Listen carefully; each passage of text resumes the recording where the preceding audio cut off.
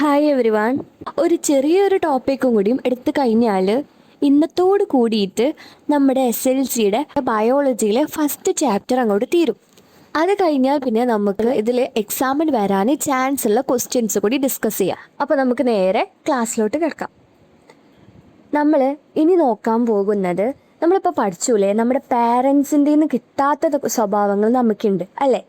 അപ്പോൾ ഈ പാരൻസിൽ നിന്നും കിട്ടാത്ത ക്യാരക്ടേഴ്സ് എങ്ങനെയാണ് നമുക്ക് കിട്ടുന്നതെന്നോ, അതിന് രണ്ട് പേരാണ് കാരണം. ഒന്നാണ് ക്രോസിങ് ഓവർ, രണ്ട് മ്യൂട്ടേഷൻ. ഇതിനെ കുറിച്ചിട്ടാണ് ഇന്ന് നമ്മൾ പഠിക്കാൻ പോകുന്നത്. അപ്പോൾ ഇന്ന് ഞാൻ പറഞ്ഞത് വേരിയേഷൻ, അഥവാ നമ്മുടെ അച്ഛൻ്റെ നിന്നും അമ്മൻ്റെ നിന്നും കിട്ടാതെ നമുക്കൊരു പുതിയൊരു ക്യാരക്ടർ ഉണ്ടാകുന്നുണ്ടല്ലോ, അതിനാണല്ലോ വേരിയേഷൻ എന്ന് പറയുന്നത്. ഇതിന് റെസ്പോൺസിബിൾ ആയിട്ടുള്ളത് ആരൊക്കെയാണ്? ക്രോസിങ് ഓവറും മ്യൂട്ടേഷനുമാണ്. ആദ്യം നമുക്ക് ക്രോസിങ് ഓവർ എന്താണെന്ന് നോക്കാം. അതിന് മുന്നേ നമ്മുടെ ടെക്സ്റ്റ് ബുക്കിൽ ഒരു വേർഡ് ഉണ്ട്, മിയോസിസ് എന്ന് പറഞ്ഞിട്ട്. അപ്പോൾ അതെന്താണെന്ന് ജസ്റ്റ് പറഞ്ഞു തരാം. ഞങ്ങൾക്ക് ഇപ്പോൾ ഇതിൽ പഠിക്കാനില്ല, എന്നാൽ ഞാനൊന്ന് പറഞ്ഞു തരാം മിയോസിസ് എന്താണെന്ന് മനസ്സിലാവാൻ വേണ്ടിയിട്ട്. നമ്മളെ സെല്ലുണ്ടല്ലോ, നമ്മുടെ കോശം, അത് ഡിവിഷൻ നടക്കുമല്ലോ. സെല്ലങ്ങനെ പെട്ടെന്നൊന്നും ഡിവൈഡ് ചെയ്യില്ല, ഒരുപാട് ഫേസസ് കടന്നു പോയിട്ടാണ് സെല്ലിൻ്റെ ഡിവിഷൻ നടക്കുന്നത്. അതിലൊന്നാണ് ഈ മൈറ്റോസിസ്, മിയോസിസ്, പ്രോഫേസ് എന്നൊക്കെ പറയുന്ന കുറച്ച് സ്റ്റേജ്. ഈ മിയോസിസ് ആണ് ഗ്യാമേറ്റ്സ് ഫോം ചെയ്യാൻ റെസ്പോൺസിബിൾ ആയിട്ടുള്ള സ്റ്റേജ് എന്ന് പറയുന്നത്. ഗ്യാമേറ്റ്സ് എന്നൊക്കെ പറഞ്ഞാൽ നിങ്ങൾക്ക് അറിയാലോ, അച്ഛൻ്റെ ആണെന്നുണ്ടെങ്കിൽ സ്പേം, അമ്മയുടെ ആണെന്നുണ്ടെങ്കിൽ ഓവം. ഈ ക്രോസിങ് ഓവർ ഉണ്ടല്ലോ, അത് മിയോസിസിലാണ് നടക്കുക. അപ്പം ഇനി നമുക്ക് എന്താ ക്രോസിങ് ഓവർ നോക്കാം. ക്രോസിങ് ഓവർ എന്താണെന്നുള്ളത് ഞാനൊരു ചെറിയ കഥ പോലെ ഒന്ന് പെട്ടെന്ന് പറഞ്ഞു തരാം. ഒരു മെയിലിൻ്റെ അല്ലാന്നുണ്ടെങ്കിൽ ഫാദറിൻ്റെ ക്രോമസോം ഞാൻ ബ്ലൂ കളറിൽ വരച്ചിട്ടുണ്ട്.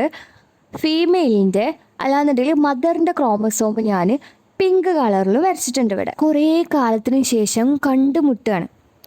അപ്പോൾ ഇവരെന്ത് ചെയ്തു? ഹഗ് ചെയ്തു. ഈ ഗൾഫിൽ അച്ഛന്മാരുള്ള മക്കളൊക്കെ അല്ലേ, അപ്പോൾ ഈ അച്ഛന് വന്നു കഴിഞ്ഞാൽ നമ്മൾ എന്ത് ചെയ്യും? അച്ഛനെ പോയി കെട്ടിപ്പിടിക്കൂല്ലേ?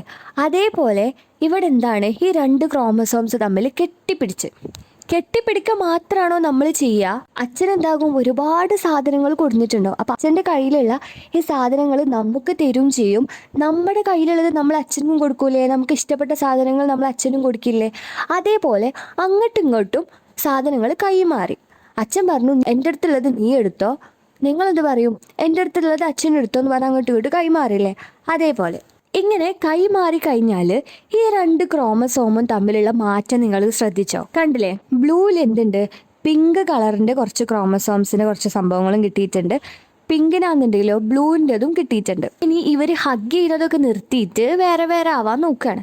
അപ്പോൾ ഈ ഹഗ് ചെയ്യുന്ന ഭാഗമൊക്കെ നിന്നെങ്കിലും ഈ നമ്മുടെ ഈ ക്രോസിങ് ഓവർ നടന്നൊരു ഭാഗമല്ലേ, അതെന്താകും? അവിടെ തന്നെ ഇങ്ങനെ നിൽക്കും, ഒരു എക്സ് ഷേപ്പിൽ ഇങ്ങനെ അവിടെ തന്നെ ഇങ്ങനെ നിൽക്കും. കണ്ടില്ലേ? ഒരു എക്സ് ഷേപ്പിൽ ഇങ്ങനെ നിൽക്കുന്നത് കണ്ടില്ലേ? രണ്ട് ക്രൊമാറ്റിൻ്റെയും എൻഡിലായിട്ട് ഇങ്ങനെ ഒരു എക്സ് ഷേപ്പ്, ഇതൊരു എക്സ് ഷേപ്പ് ഉണ്ട്. ഇതാ ഇവിടെ ഒരു എക്സ്. ഇങ്ങനെ കാണുന്ന എക്സ് ഷേപ്പിന് എന്താ പറയാന്നോ? കയാസ്മ എന്നാണ് പറയുക. നിങ്ങൾക്ക് ടെക്സ്റ്റിലുള്ള പിക്ചർ കൊടുത്തിട്ട് കയാസ്മ ഏതാന്നൊക്കെ അടയാളപ്പെടുത്താനൊക്കെ ചോദിക്കാം. ടെക്സ്റ്റ് ബുക്ക് വെച്ചിട്ടും കൂടി നമുക്കൊന്ന് എക്സ്പ്ലെയിൻ ചെയ്യാം. അതിന് മുന്നേ ഇപ്പം എന്തെല്ലാം പറഞ്ഞു എന്നൊന്ന് ഓർക്കുക. രണ്ട് ക്രോമസോംസ്, നമ്മുടെ പാരൻസിൽ നിന്നുള്ള രണ്ട് ക്രോമസോംസ് തമ്മിൽ ഒരുമിച്ചിട്ട് വരും. അതിനാണ് ക്രോസിങ് ഓവർ എന്ന് പറയുന്നത്. പിന്നീട് എന്താകും? അവരുടെ ജീൻസിൻ്റെ അലീൽസ് എക്സ്ചേഞ്ച് ചെയ്യും. ഇതാ നമ്മുടെ ടെക്സ്റ്റ് ബുക്കിലുള്ള പിക്ചർ വെച്ചിട്ടും കൂടി ഒന്ന് നമുക്ക് പറയാം. അപ്പോൾ ഇത് നോക്ക്, രണ്ട് ക്രൊമാറ്റിഡ്സ് ആണ് കാണുന്നത്, രണ്ട് ഹോമലോഗസ് ക്രോമസോമാണ് കാണുന്നത്. ഫോർ എക്സാമ്പിൾ ഇതിപ്പോൾ ഒരു അച്ഛൻ്റെ ആണെന്ന് കരുതുക, ഇതൊരു അമ്മയുടെ ആണെന്ന് കരുതുക. ഓക്കെ, അപ്പോൾ ഇങ്ങനെയാണ് കാണുന്നത്. ഈ ഹോമലോഗസ് ക്രോമസോമിൻ്റെ പ്രത്യേകത എന്താണെന്ന് വെച്ചാൽ, ഇവിടെ നോക്ക്, ഇവിടെ ഒരു ജീൻ എക്സ് എന്ന് പറയുന്ന ഒരു ജീൻ ഉണ്ടെന്നുണ്ടെങ്കിൽ അതേ ജീന് തന്നെ ആയിരിക്കും അടുത്ത ആളുടെ അല്ലെങ്കിൽ അടുത്ത ക്രോമസോമിൽ ഉണ്ടാകുന്നത്. പക്ഷെ അതിൻ്റെ അലീലിൽ ഡിഫറൻസ് ഉണ്ടാകും. അപ്പോൾ കണ്ടവിടെ ക്യാപിറ്റൽ എക്സ് ആണെന്നുണ്ടെങ്കിൽ മറ്റേ ക്രോമസോമിന് സ്മോൾ എക്സ് ആയിട്ട് കൊടുത്തിട്ടുണ്ട്, എന്നാൽ മറ്റേത് capital Y, small Y, Z അങ്ങനെ കൊടുത്തിട്ടുണ്ട്. അപ്പം ഇനി ഹോമലോഗസ് ക്രോമസോംസ് എന്താണ്? മിയോസിസിൻ്റെ തുടക്കത്തിൽ അല്ലേ, ഫസ്റ്റ് ഫേസിൽ, മിയോസിസിൻ്റെ ഫസ്റ്റ് ഫേസിലൊക്കെ എത്തുന്ന സമയത്ത് അവർ തമ്മിലിങ്ങനെ കെട്ടിപ്പിടിക്കാൻ തുടങ്ങും അല്ലേ, ക്രോസിങ് ഓവർ ചെയ്യാനായിട്ട് തുടങ്ങും. കണ്ടില്ലേ? സെക്കൻഡ് പിക്ചറിൽ അവരിങ്ങനെ ക്രോസിങ് ഓവർ ചെയ്തിട്ട് നിൽക്കുന്നു. അങ്ങനെ എന്താകും? അവരുടെ അലീൽസ് തമ്മിൽ അങ്ങനെ എക്സ്ചേഞ്ച് ചെയ്യും അങ്ങോട്ടും ഇങ്ങോട്ടും.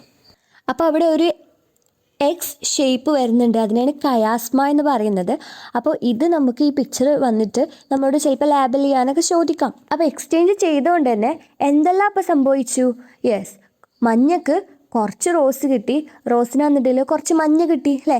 അപ്പോൾ ഇങ്ങനെ അങ്ങോട്ടും ഇങ്ങോട്ടും അവർ എക്സ്ചേഞ്ച് ചെയ്തു. അതാണ് തേർഡ് പിക്ചർ എന്ന് പറയുന്നത്. അപ്പോൾ ഒന്നുകൂടി പറയാന്നുണ്ടെങ്കിൽ ഫസ്റ്റ് പിക്ചറിൽ എന്താ കാണുന്നത്? Pairing of homologous chromosomes. നമ്മുടെ അച്ഛൻ്റെയും അമ്മയുടെയും ക്രോമസോംസ് തമ്മിൽ എന്തായി? പെയർ നടന്നു. ഇങ്ങനെ പെയറിങ് നടന്നതിൻ്റെ ആ ഒരു പോയിന്റിനെ നമ്മൾ എക്സ് ഷേപ്പിലുള്ള ആ ഒരു സ്ട്രക്ചർ നമ്മൾ പറയുന്ന പേരാണ് കയാസ്മ എന്നുള്ളത്. The chromatid break at the region and the broken segments are exchanged with each other. അപ്പോൾ ഇവിടെ എന്താ ഞാൻ എക്സ്ചേഞ്ച് എന്ന് പറഞ്ഞല്ലോ. അപ്പോൾ ഇവിടെ എന്താ സംഭവിക്കുന്നത് വെച്ചാൽ ക്രോമാറ്റിഡ്സ് എന്താകുന്നു, അവരുടെ ചെറിയ ചെറിയ ഭാഗങ്ങൾ ഇങ്ങനെ പൊട്ടാനായിട്ട് തുടങ്ങും. എന്നിട്ട് ആ പൊട്ടിയ ഭാഗം അങ്ങോട്ടും ഇങ്ങോട്ടും ഇങ്ങനെ എക്സ്ചേഞ്ച് നടക്കും. പൊട്ടിയ ഭാഗത്തിന് നമുക്ക് എന്താ പറയുക? Broken segments.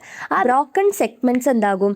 അവിടെ എക്സ്ചേഞ്ച് നടന്നു. This exchange causes A recombination of alleles. അതായത് ഈ ഒരു എക്സ്ചേഞ്ച് ഇവർ അങ്ങോട്ടും ഇങ്ങോട്ടും എക്സ്ചേഞ്ച് ചെയ്തുകൊണ്ട് തന്നെ പുതിയൊരു റീകോമ്പിനേഷൻ എന്ന് പറഞ്ഞാൽ പുതിയൊരു ക്യാരക്ടറിന് കാരണമായി. അപ്പോൾ ഇങ്ങനെയാണ് എന്താകുന്നത്? പുതിയ ക്യാരക്ടർ നമുക്ക് കിട്ടുന്നത്. ചില കാര്യങ്ങൾ നമുക്ക് നമ്മൾ അച്ഛൻ്റെ അമ്മൻ്റെ കിട്ടണമെന്നില്ല, നമുക്ക് വേറൊരു ക്യാരക്ടറായിരിക്കും കിട്ടുന്നത്. അവരുടെ ക്രോമസോംസ് തമ്മിൽ അങ്ങോട്ടും ഇങ്ങോട്ടും എക്സ്ചേഞ്ച് ചെയ്തതാണ്. അതിൻ്റെ ബ്രോക്കൺ സെഗ്മെൻറ്റ്സ് അങ്ങോട്ടും ഇങ്ങോട്ടും എക്സ്ചേഞ്ച് ചെയ്തുകൊണ്ടാണ് നമുക്കിങ്ങനെ പുതിയൊരു ക്യാരക്ടർ കിട്ടാനായിട്ടുള്ള കാരണം. അപ്പോൾ നമുക്ക് ചിലപ്പോൾ ഒരു വേറൊരു ലുക്കൊക്കെ ആരും കിട്ടുന്നത്, അതായത് നമ്മുടെ അച്ഛൻ്റെ അമ്മയുടെയും ചെയ്യലൊന്നല്ല. അപ്പോൾ ചിലവരിങ്ങനെ പറയില്ലേ, ഇതിന് ശരിക്കും നിങ്ങളെ മക്കൾ തന്നെയാണോ, അത് എവിടുന്നേലും തോട്ടിന്ന് എവിടുന്നേലും കിട്ടിയതാണെന്നൊക്കെ പറയല്ലേ. അപ്പോൾ അവർക്ക് എന്താക്കണം? ഇതങ്ങോട്ട് എക്സ്പ്ലെയിൻ ചെയ്ത് കൊടുക്കണം. അപ്പോൾ ക്രോസിംഗ് ഓവർ കൂടി എക്സ്പ്ലെയിൻ ചെയ്ത സ്ഥിതിക്ക് നമുക്ക് നമ്മുടെ ലാസ്റ്റ് ആയിട്ടുള്ള മ്യൂട്ടേഷനെ കൂടി നോക്കിയിട്ട് ഇന്നത്തെ വീഡിയോ അങ്ങോട്ട് അവസാനിപ്പിക്കാം. മ്യൂട്ടേഷൻ എന്ന് പറഞ്ഞാൽ mutation is A sudden heritable change in the genetic constitution of N organism. അതായത് ഒരു സഡൻ ആയിട്ടുള്ള ഹെറിറ്റബിൾ ചേഞ്ചിനെയാണ് മ്യൂട്ടേഷൻ എന്ന് പറയുന്നത്. സഡൻ ഹെറിറ്റബിൾ ചേഞ്ച് എന്നാണ് പറഞ്ഞിട്ടുള്ളത്. ഹെറിറ്റബിൾ എന്ന് പറഞ്ഞാൽ എന്താണ്?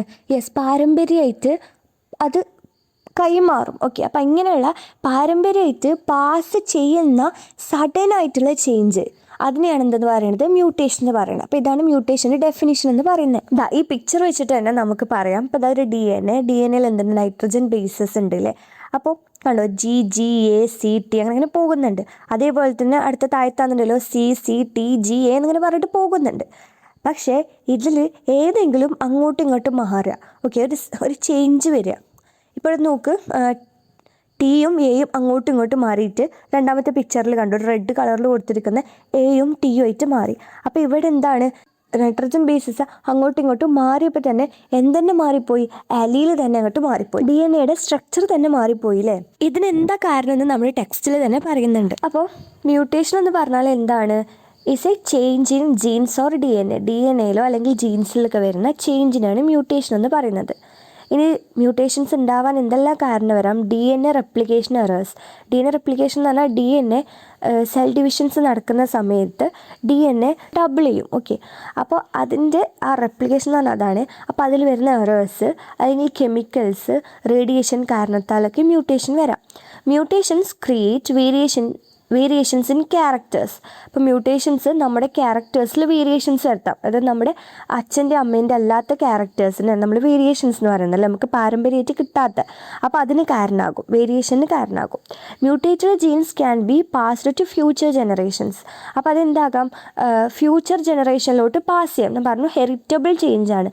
അപ്പോൾ എന്താകാം? അത് പാസ് ചെയ്യാം. Mutations play an important role in evolution. അപ്പോൾ അത് എവല്യൂഷൻ ഒരു ഇമ്പോർട്ടൻറ്റ് റൂൾ വഹിക്കുന്നുണ്ടെന്ന് പറയും. അതായത് പുതിയൊരു ഡൈവേഴ്സിറ്റിക്ക് കാരണമാകില്ലേ, പുതിയൊരു ക്യാരക്ടർ ഉണ്ടാവാനായിട്ട് കാരണം. അതുകൊണ്ടാണ് അത് എവല്യൂഷന് കാരണമാകാമെന്ന് പറയുന്നത്.